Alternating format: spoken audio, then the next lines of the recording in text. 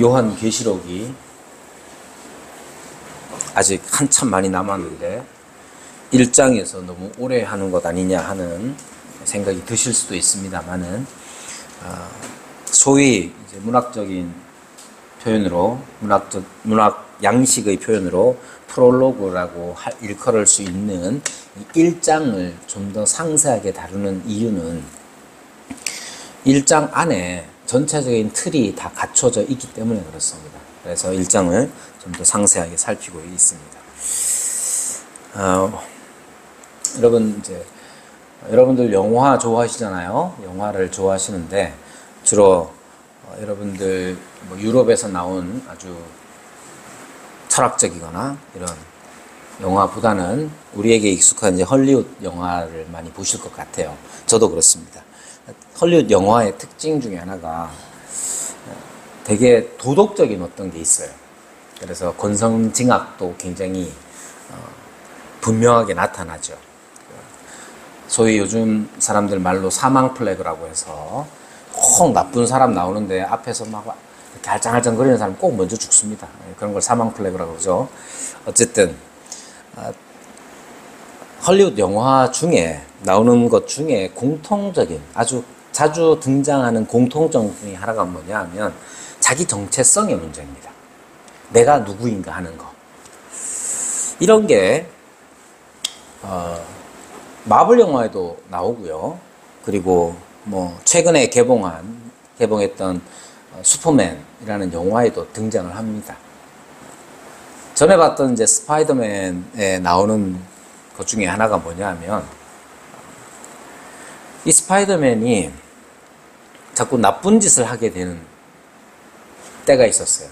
제목 정확한 시리즈는 잘 모르겠는데 그때 이제 스파이더맨이 네가 선택하는 그것이 바로 너야 라는 말을 합니다. 최근에 개봉한 이제 슈퍼맨에서도 마찬가지예요. 슈퍼맨이 여러 가지 갈등을 겪습니다. 대표적으로 그동안 자기 행성의 부모님이 준 메시지는 너 착한 사람 되라 였는데 알고 봤더니 그 뒤에 착한 사람 되라 그래서 뭘 하느냐 하면 네가 크립톤 사람, 그 행성 사람의 피를 많이 전파해서 너희 자식들을 많이 낳아라 이런 식으로 해서 이제 슈퍼맨에게 자기가 과연 누구인가 하는 의문을 불러일으킵니다. 영화 스포이긴 하지만 헐리우드의 영화에 많이 나오는 내용이라서 말씀드리자면 그때 자기를 키워준 아빠가 눈물을 머금고 그 슈퍼맨에게 얘기를 합니다. 뭐라고 얘기냐? 제가 타이핑 쳐서 놨어요. 딱 이렇게 말합니다. 네 선택과 네 행동이 네가 누구인지를 말해주는 거다. 이렇게 얘기를 해요. 여러분, 이런 헐리우드 영화에 종종 이런 내용들이 등장을 합니다. 나는 누구이냐? 자기 정체성에 관한 문제. 자기 정체성, 나는 누구이냐 하는 것들을 어떻게 확인하느냐면 내 선택과 내 행동, 그걸 통해서 보는 거죠. 그러니까 내가 무엇을 하고 내가 어떤 걸 선택하고 내가 어떤 행동을 하느냐가 나 자신이 어떤 사람인지를 보여줍니다. 반대로 내가 누구인지를 확실히 하려면 내가 무엇을 선택하고 내가 어떤 행동을 하느냐를 통해서 내 정체성을 확인하는 것이죠. 여러분, 삶을 살아가는 모든 사람들은 자기 정체성을 따라 삽니다. 창건이 엄마가 있는데 창건이 엄마가 몸이 많이 안 좋거든요. 근데도 불구하고 창건이가 하작하면 진짜 아픈 몸을 이끌고 뭔가를 한단 말이야. 왜 그럽니까? 그때의 대부분의 행동들은 다 나는 창건이 엄마야 라는 그 정체성 때문에 하는 거예요. 여러분, 사실은 자기 정체성을 분명히 하고 살아가는 사람들은 많지 않아요. 나는 이런 사람이야. 그렇게 자기 정체성을 분명히 인식하고 살아가는 사람들은 많지 않지만 내가 나를 누구로 인식하느냐는 내가 무엇을 선택하고 내가 어떤 행동을 하느냐에 따라서 확인할 수 있습니다. 여러분, 우리에게 요구되는 정체성이 무엇이냐 하면 신자, 그리스도인, 하나님의 백성, 그것이 다 우리의 정체성이죠. 여러분, 보통 오늘 이제 우리 백세민 형제 왔는데 처음 보는 분도 계실 거고 전에 한번 봤던 사람도 있을 거예요. 백세민 형제가 나와서 자기를 소개합니다. 그럼 뭐라고 소개하겠어요? 저는 한동대 22학번인가? 저는 한동대 22학번입니다. 이렇게 할 것 아니에요. 그 속에서 자기 정체성이라는 게 묻어 있는 거죠. 그러면 그 정체성을 따라서 사람들은 뭔가를 행동한단 말이에요. 내가 한동대생인데 내가 이렇게 하면 되나? 뭐 여러 가지 생각들을 하게 되는 거죠. 그리고 그 정체성, 자기 정체성 속에서 어떤 행동들을 하게 되는 겁니다. 그러면 이러한 정체성은 어떻게 형성되느냐 하면 뭐 간단하게 얘기하면 두 가지가 있습니다. 자기 인식 그리고 관계인 것이죠. 스스로 내가 누구인지를 늘 규정합니다. 여러분들 직장 다니기가 싫잖아요? 유명한 광고 중에 아침에 일어나가지고 학교 가기 싫다 그래요. 그럼 엄마가 옆에서 뭐라고 말합니까? 야, 네가 선생인데 학교 안 가면 어떡하냐 그러잖아요. 자, 내가 학교 선생님이라는 교사라는 그 스스로의 정체성을 가지고 인식을 가지고 가기 싫지만 가는 거예요. 직장 다니기 싫은 사람들, 아빠들 엄청 많습니다. 그럼 왜 갑니까? 아빠라는 정체성이, 가장이라는 정체성이 그렇게 힘든 일이라 할지라도 가게 하는 거예요. 그렇습니까? 내가 오늘도 직장에 가기 싫고 오늘도 학교에 가기 싫은데 왜 그렇게 가느냐? 스스로 내가 학생인데 내가 아빠인데 내가 가장인데 그러한 인식 때문에 그 행동을 하게 되는 것이죠. 그러니까 내가 누구냐 하는 것은 스스로의 인식을 통해서 나를 스스로 어떤 사람으로 규정하느냐에 따라서 형성되는 거예요. 그런데 이것이 그냥 정말 혼자만의 자기 인식, 혼자 스스로 자기를 규정하는 이 일로 자기 정체성이 온전히 형성되느냐? 그렇지 않습니다. 현대 많은 사람들은 스스로 자기를 어떻게 생각하느냐를 가장 중요하게 여깁니다. 그렇지만 자기 스스로를 어떻게 인식하느냐는 결국 관계 안에서 오는 거예요. 이 관계라는 것은 어떤 관계를 의미하느냐 하면 사회적으로 부여된 관계라기보다는 즉 남편과 아내, 나는 남편이고 나는 아내야. 이러한 어떻게 부여된 의무나 부여된 것으로 관계가 형성되기보다는 엄밀하게 얘기하면 사랑의 관계로서 사랑이라는 그것으로서 관계가 형성되는 겁니다. 즉 내가 사랑을 받고 또 그거만큼 중요한 게 뭐냐? 사랑을 하는 거죠. 사랑을 받고 사랑을 하는 이 관계 안에서 내가 누구인지를 인식하게 되는 거예요.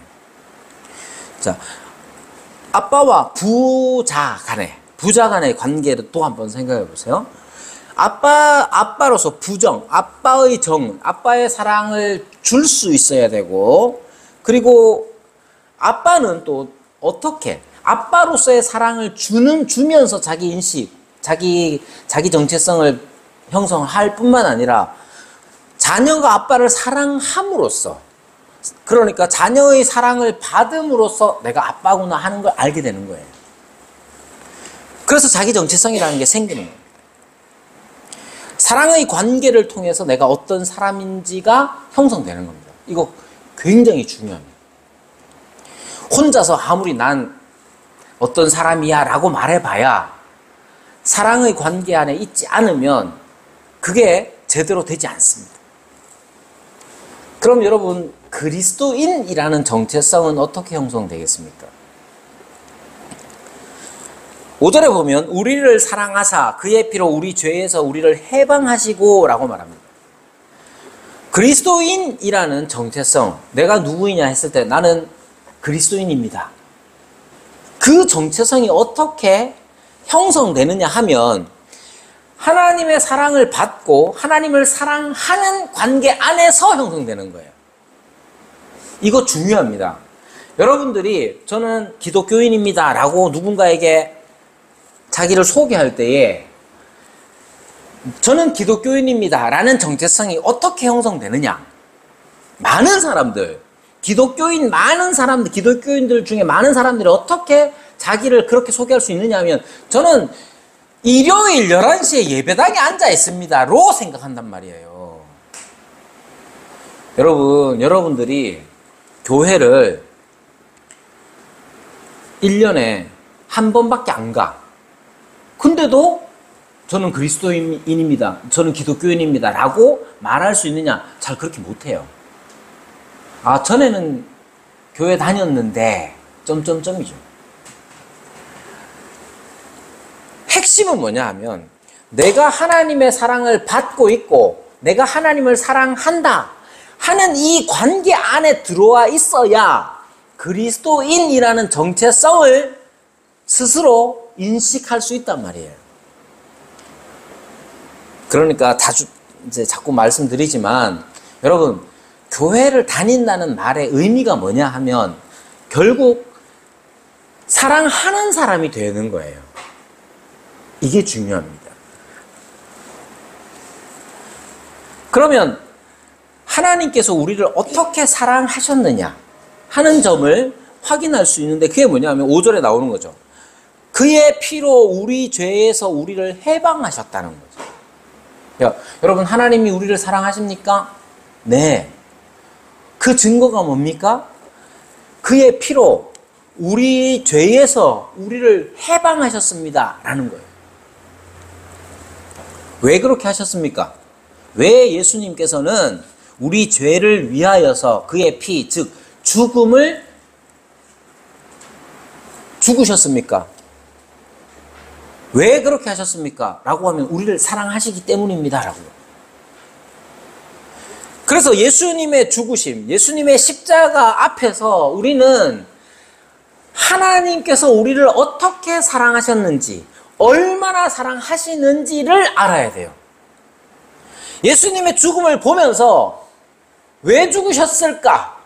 그분이 나를 사랑하시기 때문이다. 그걸 어떻게 알아요? 성경에 써 있어요.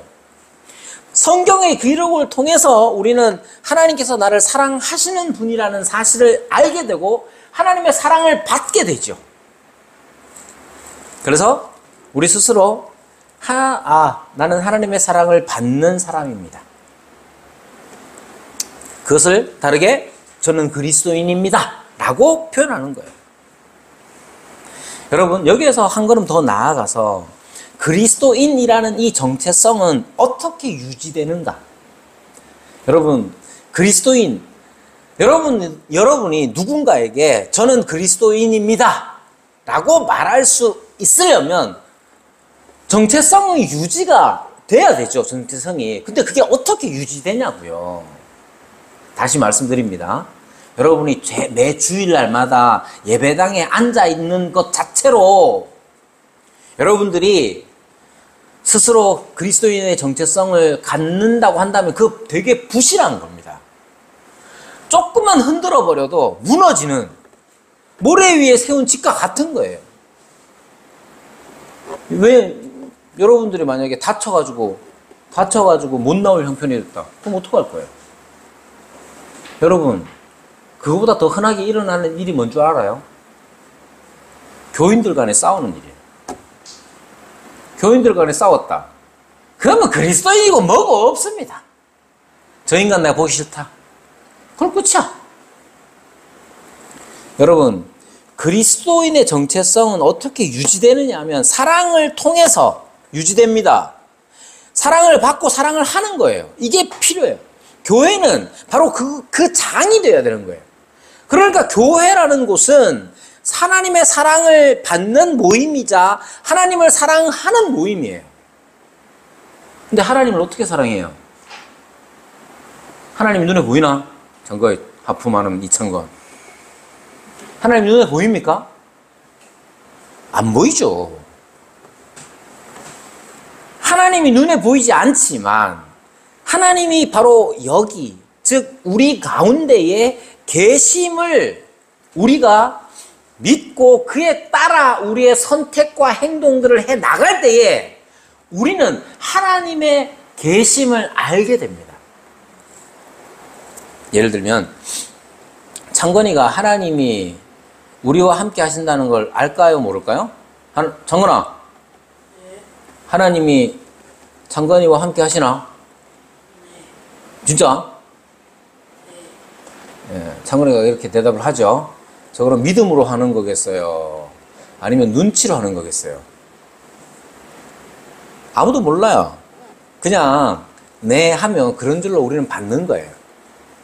자, 그런데 보십시오. 하나님이 우리와 함께 하신다는 사실이 어떻게 확인되느냐? 눈에 보이는 게 아니잖아요.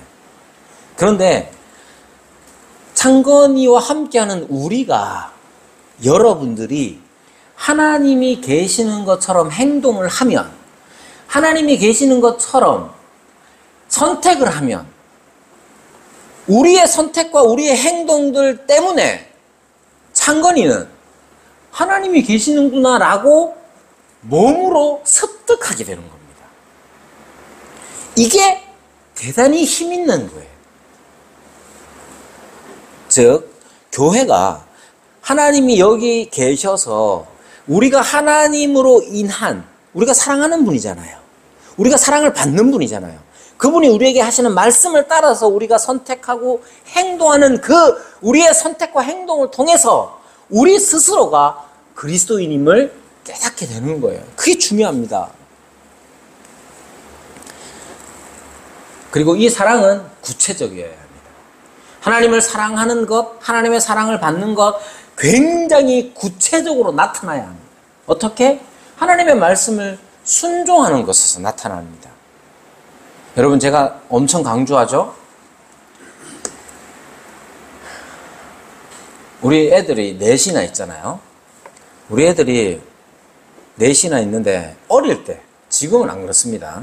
어릴 때는 아빠가 딱 있잖아요. 그럼 서로 언성을 높이지 않습니다, 잘. 왜냐? 아빠한테 혼나거든요.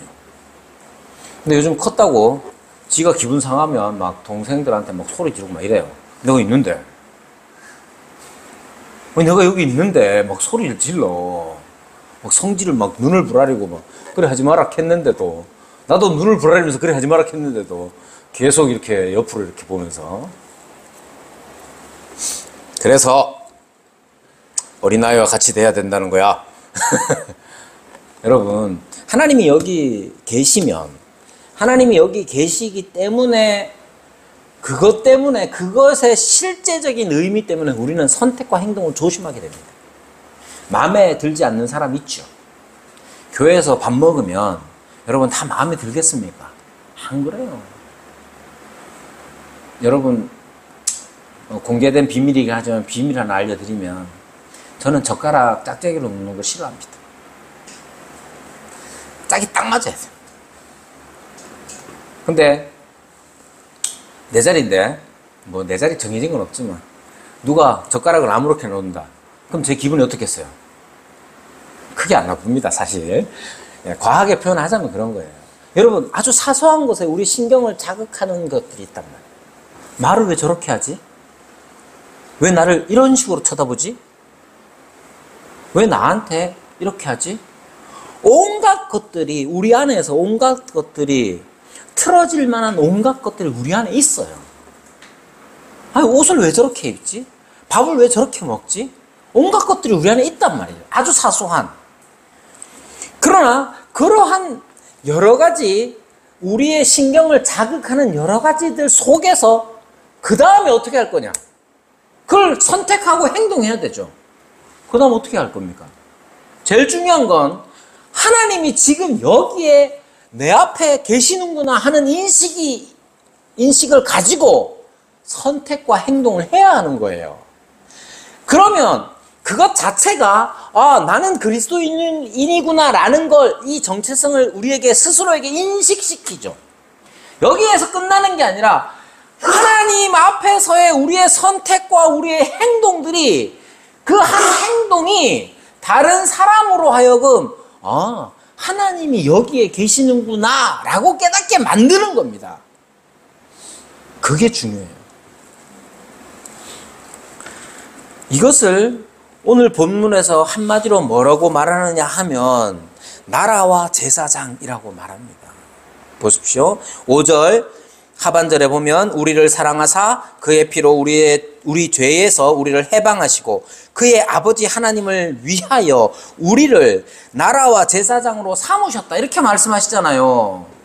하나님께서 예수 그리스도로 말미암아 우리를 사랑하신 그분이 우리를 사랑하사 그의 피로 우리 죄에서 우리를 해방하신 그분이 무엇을 목적으로 하느냐? 우리를 죄에서 해방시키셨죠. 우리를 하나님의 자녀가 되게 하셨죠. 왜? 왜 우리에게 사랑을 베푸셨습니까? 하나님의 사랑이, 하나님의 행동이, 하나님의 우리를 향하신 그 행동이 아무런 목적 없이 이루어지는 게 아니란 말이에요.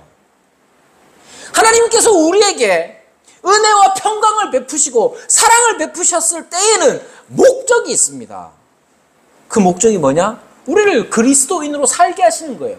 그 다르게 표현하는 게 뭐냐? 나라와 제사장으로 삼으셨다는 거죠. 여기에 목적이 분명히 드러나잖아요. 그의 아버지 하나님을 위하여 우리를 나라와 제사장으로 삼으셨다. 나라와 제사장으로 삼으셨다는 말의 의미, 여러분 출애굽기에서 인유된 이 나라와 제사장, 출애굽기는 제사장 나라로 이스라엘을 삼으셨다고 말합니다. 나라와 제사장, 제사장 나라, 이렇게 삼으신 의미가 뭐냐? 우리를 세상 가운데서 우리를 하나님을 중개하는 자로, 세상에 나가서 살아갈 때에 우리가 내가 얼마나 대단한 사람이냐를 드러내는 게 아니라 하나님의 은혜가 어떤지를 드러내는 자로 삼으신 거예요. 그거 제사장 나라요. 나라와 제사장으로 삼으신 거예요. 예수님은 우리의 왕이시죠. 그죠? 예수님, 우리의 왕이신 예수님께서 이 땅에 오셔서 하신 일이 뭡니까? 나라와 제사장으로서 계셨던 거예요. 즉 예수님께서는 하나님이 어떤 분이신지를 이 땅에 오셔서 계시하신 분이에요. 나타내신 분이란 말이에요. 세상 사람들은, 예수님 당시의 세상 사람들, 예수님과 함께 살았던 사람들은 예수님을 보면서 그래, 하나님이 바로 이런 분이시지 라고 알게 된 거예요. 그렇게 우리를 부르셨다고요. 그 일을 하게 하기 위해서, 예수님께서 하신 그 일을 똑같이 하기 위해서 우리를 죄에서 해방시키셨단 말입니다. 그러니까 제발 교회에 와서 내가 좀 더 대접받아야 하고, 내가 좀 더 사랑받아야 하고, 내가 좀 더 대우받아야 된다는 생각을 안 하면 좋겠어요. 우리는 충분히 하나님으로부터 사랑을 받고 있기 때문에 그래요. 그래서 교회에 와서도 우리는 나라와 제사장으로서의 역할을 해야 됩니다. 여러분, 교회 다니는 사람들은 다 똑같습니까? 안 그래요. 하나님의 사랑을 많이 경험한 사람도 있고, 이제 막 맛보기를 시작한 사람도 있고. 여러분, 그거 몇 년 만에 되는 일입니까?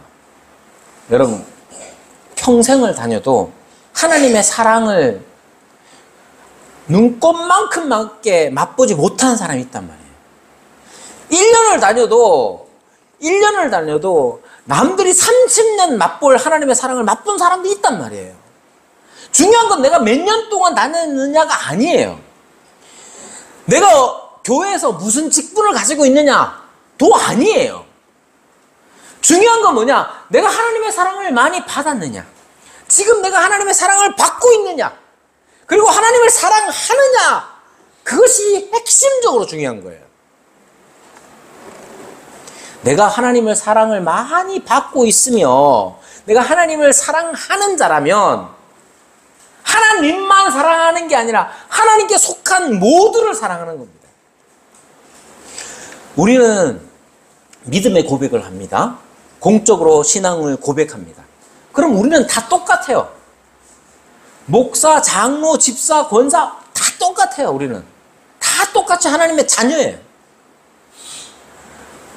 다 똑같이 하나님의 자녀인데 하나님의 사랑을 지금 내가 충분히 맛보고 있는 사람은 하나님을 구체적으로 사랑하는 사람이어야 됩니다.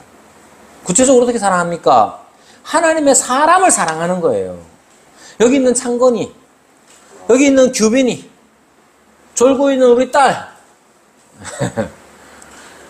우리가 사랑할 때에 우리는 내가 하나님 때문에, 여러분 사람은요 사랑할 만한 조건을 갖춰야 사랑합니다. 근데 하나님의 사랑을 많이 받아서 넘치는 사람은 그냥 거기에 흠뻑 젖어서 사람을 사랑하는 사람이 되는 거예요. 그렇게 돼야 됩니다. 그게 나라와 제사장인 거예요. 그리고 여기 교회 안에서 이 하나님의 사랑을 마음껏 향유할 때, 마음껏 누릴 때 밖에 나가서 세상 사람들에게, 세상 사람들을 대할 때에 여유가 생겨요. 제가 간혹 그럽니다. 우리 집 애들이 뭐 요즘은 좀 달라졌지만 우리 집 애들이 핸드폰이 없이 고등학교까지 3년까지 다닌단 말이에요. 쟤들이 어떻게 그걸 견디느냐, 지들은 잘 모르겠지만 어떻게 그걸 견디느냐. 집에 오면 새로운 세상이 열립니다. 밖에 나가면 핸드폰 없는 사람은 자기밖에 없어요. 전에 한번 대동구에 몇 명이 있냐 그랬더니 3명이 있다고 그러더라고요. 하나는 폰 부러져 가고 그때 없는 친구 하나, 하나는 형, 하나는 자기. 대동구에는 3명이 있다고 그러더라고요. 대동구인지 대동중인지 생각은 안 나지만. 그러니까 세상에 나가면 다 있는 걸 자기가 없어. 근데 집에 오면 어떠냐? 나도 없고 형도 없고 동생도 없고 언니도 없고 그냥 그렇게 사는 건갑다 사는 거예요. 교회는 이와 비슷합니다. 교회는 하나님이 세상에 나가면 하나님이 있는지 없다고 다들 얘기를 하잖아요. 그런데 그렇기 때문에 세상에는 하나님이 없는 것처럼 살아간단 말이에요. 교회 오면 어떻습니까? 교회에 오면 사람들이 모두가 다 같이 하나님이 있는 것처럼, 하나님 계십니다. 하나님이 있는 하나님의 존재를 분명히 하는 삶이 여기에서 펼쳐져야 되는 거예요. 그러니까 제발 세상에서 사는 것처럼 교회 와서 살면 안 돼요. 달라야 돼요. 어떻게 달라야 되냐? 여기는 하나님이 직접 임재하셔서 임하셔서 우리의 하나님이 되시는 삶을 여기에서 살아내야 되는 거예요. 그러니까 내 마음에 안 드는 거 딱 보여도 어떻게 해야 됩니까? 그를 위해서 기도해야죠. 말을 왜 저렇게 해? 대번 반응이 오죠. 그러면 돌아서서 말을 왜 저렇게 하지? 하고 막 뒷담화하면서 돌아다니는 게 아니라 하나님의 사랑에 빠져서 하나님의 사랑을 힘입어서 그를 위하여 기도할 수 있는 사람, 그리고 나를 돌아볼 수 있는 사람이 되는, 그런 삶이 여기에서 펼쳐져야 밖에 나가서 하나님의 사람으로 살아갈 수 있는 거죠. 그게 나라와 제사장으로 삼으시고, 그리고 뭐라고 말합니까? 뒤에 그에게 영광과 능력이 세세토록 있기를 원하노라. 그렇게 사는 삶이 하나님께 영광을 돌리는 삶이요, 하나님의 능력을 드러내는 삶이란 말입니다. 하나님의 영광과 능력이 우리가 가진 돈으로, 우리가 가진 능력으로, 우리가 가진 권세로 드러나느냐? 그렇지 않습니다. 연예인들이 나와가지고 하나님께 영광을 돌립니다. 그건 그 사람의 몫이죠. 하나님의 영광이 그러면 유명해져야 드러나느냐? 그렇지 않아요. 우리가 하나님의 사랑을 받는 그 힘으로, 인간적으로 볼 땐 모자라 보이는 사람이라 할지라도 그가 내 형제이기 때문에 사랑할 때에 하나님의 영광이 나타나는 겁니다. 하나님의 능력은 그런 데서 발휘되는 거예요. 하나님의 능력이 뭡니까? 우리 죄에서 우리를 해방시키시는 게 하나님의 능력이잖아요. 우리도 그와 같이 여기에 있는 형제와 자매들을 향하여서 그 능력을 발휘하는 거예요. 예수님께서 이 땅에 오셔서 나라와 제사장이 되셨던 것처럼, 왕으로서 이 땅에 오신 것처럼 우리도 그와 같이 되는 거예요.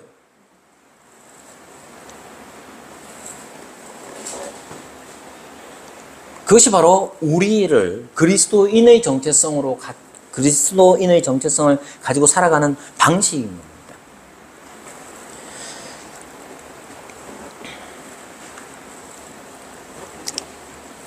이것이 중요한 일입니다. 9절에 보면 나 요한은 이라고 말하면서 요한은 자기 자신에 대해서 말합니다. 어떻게 말하느냐 하면 너희 형제요 이렇게 말해요. 여러분, 요한이 지금 아시아에 있는 7교회에게 편지를 보내는데 자기 자신을 어떻게 표현하느냐, 대단히 중요한 문제죠. 자기 정체성을 어떻게 드러내고 있느냐 하면 너희의 형제라고 말합니다. 동일하게 말합니다.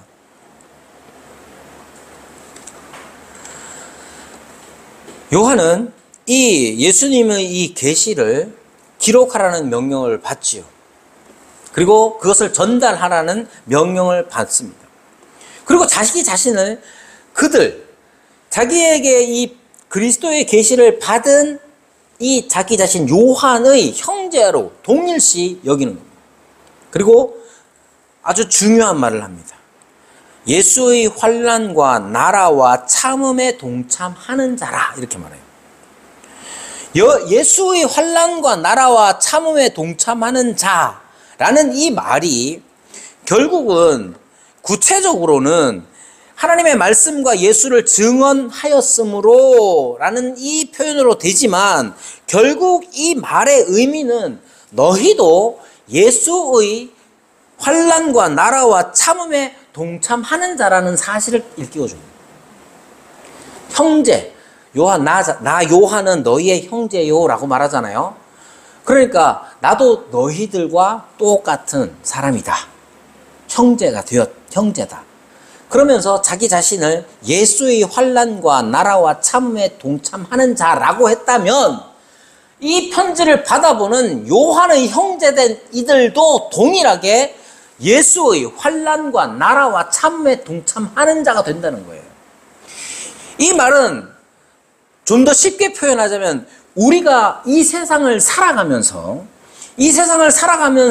우리의 삶이라는 것은 환난과 나라와 참음에 동참하는 삶이에요. 여러분, 예수님께서 우리에게 주신 승리라는 건 뭐냐 하면 이 세상 살아가면서 아무런 어려움도 겪지 않는 게 예수님께서 우리에게 주신 승리가 아닙니다. 그건 램프의 요정 지인이가 주는 선물 같은 거겠죠. 예수님은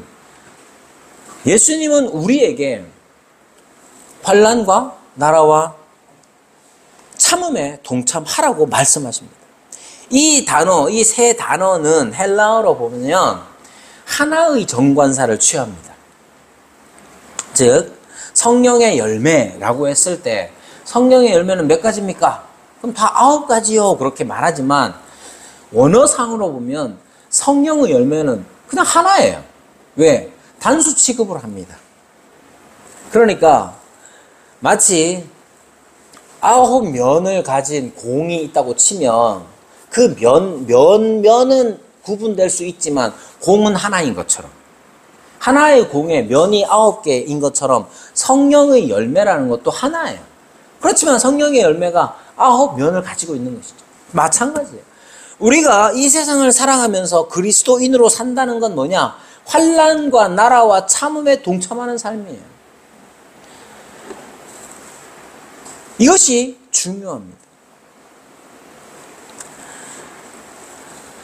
환난과 여기에 나라라는 말은 왕권에 관한 말인데 이 왕권에 관한 것, 다스림에 관한 것은 환난이나 참음이 없으면 안 되는 일입니다. 그러니까 환난과 참음과 나라, 이 다스리는 이 왕권에 관한 것은 하나로 묶여져 있는 거예요.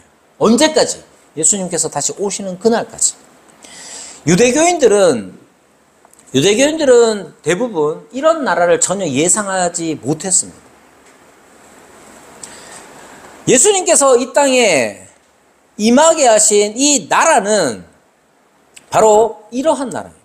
이 나라에서 왕노릇을 한다는 것은 신실하게 환난을 참을 때에 시작되고 지속되는 거예요. 이 나라에서 예수님께서 이 땅에 임하게 하신 이 하나님의 나라에서 왕노릇하는 공식은 바로 환난을 신실하게 참는 거예요. 그것도 예수와 함께, 예수님과 함께 신실하게 참는 것. 환난 속에서도 참아내는 것. 여러분, 환난 속에서 참아내면 뭐가 좋아요? 좋을 게 하나도 없죠, 우리가 생각하기엔. 그러나 잊지 마십시오. 우리가 환난 속에서 참을 때에 그건 그냥 참는 게 아니에요.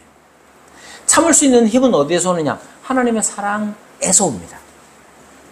환난 속에서 참는다는 건 그 하나님의 공급해 주시는 사랑이 없이는 가능하지 않아요. 그리고 하나님의 사랑이 공급될 때에 환난 속에서 다른 사람을 사랑하는 자로 살아가는 거죠. 그게 바로 그리스도의 왕권이요, 그리스도께서 행하신 바가 되는 거예요. 이것이 사실 요한계시록 전체에 있어서 반복되는 일입니다. 요한계시록 그러면 뒤에 뭐 나팔 재앙, 대접 재앙, 인재앙 뭐 이런 재앙들 막 생각하면 막 공포가 몰려오죠. 그러니까 요한계시록은 계속해서 그 환난을 이야기합니다. 그러나 그걸로 끝나는 게 아니라 환난 속에서 우리가 어떻게 참을 것이냐를 말합니다. 환난 속에서 우리의 참음은, 우리가 참는 그것은 예수 그리스도와 같이 이 땅에서 왕노릇하는 거라는 사실을 요한계시록이 가르치는 거예요.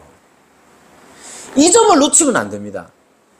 여러분이 상상하는 그 공포스러운 내용들을 여러분이 옛날에 666이라든지 오맨이라든지 뭐 이런 온갖 영화를 통해서 이미 이미지화된 요한계시록의 환난 장면들, 심지어 그런 게 실제로 임한다 할지라도 우리가 행해야 하는 바는 뭐냐? 참음이에요. 근데 그 참음이 그냥 되는 게 아니에요. 어떻게 된다고요? 하나님께서 그 속에서도 계속해서 우리를 사랑하심으로써 우리를 참을 수 있도록 하는 거예요.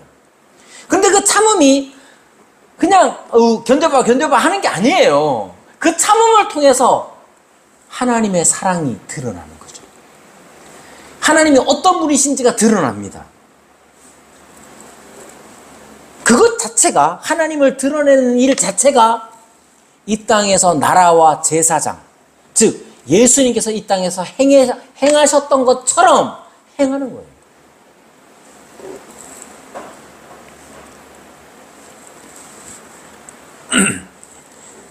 이러한 삶을 살아갈 때 그냥 주님께서는 그냥 있는 게 아니죠. 오늘 10절에 보면 주의 날에 내가 성령에 감동되어 내 뒤에서 나는 나팔 소리 같은 큰 음성을 들었다, 이렇게 말하잖아요. 여러분, 하나님께서는 환난과 나라와 참음에 동참하는 그리스도인에게 말씀하여 주십니다. 나팔 같은 큰 음성, 확실한 음성, 확실하게 우리와 함께 하시는 것을 드러내십니다. 그것이 사도 요한이 경험한 거죠. 사도 요한은 분명히 예수의 환난과 나라와 참음에 동참한 자로서 살아갔기 때문에 그는 반모라는 섬에 유배되었고 고통을 받고 있는 중입니다. 그러한 고통이, 그러한 환난과 참음이 언제나 주님이 오실 때까지 계속될 겁니다. 우리는 환난 속에서 참음으로써 나라, 즉 그리스도의 왕권을 드러내는 자로 살게 될 거예요. 그러한 이들에게 우리 주님은 나팔 소리 같은 큰 음성으로 함께 하십니다. 그 음성을 들으며 우리는 다시 하나님의 사랑을 맛보고 하나님을 사랑할 힘을 얻어 하나님을 사랑하는 자가 되는 것이죠. 그것이 지금 현재 우리가 누리는 제사장 나라, 곧 왕 노릇입니다. 그러한 은혜를 마음껏 누리는 저와 여러분이 되기를 바랍니다.